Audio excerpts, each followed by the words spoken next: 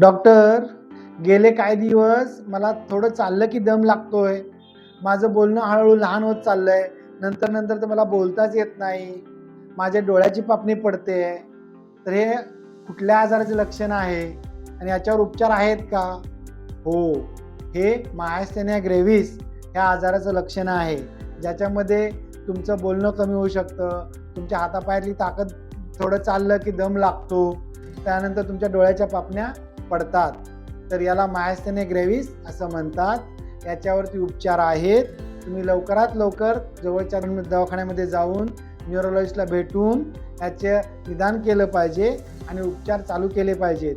कारण जर तुम्हाला गिळायला त्रास व्हायला लागला म्हणजे तुमचे गिळण्याचे मसल्स वीक झाले, श्वास घ्यायला त्रास लागला म्हणजे श्वासाचे मसल्स वीक झाले, तर त्याला आपण मायस्थेनिक क्रायसिस असं म्हणतो. मग त्यावेळेस त्याचा जो उपचार आहे तो फार जास्त दिवस लागतो.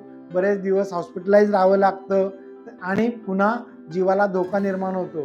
त्यामुळे असे काही लक्षणं तुम्हाला असतील तर तुम्ही लगेचच जवळच्या न्यूरोलॉजिस्टला भेटा.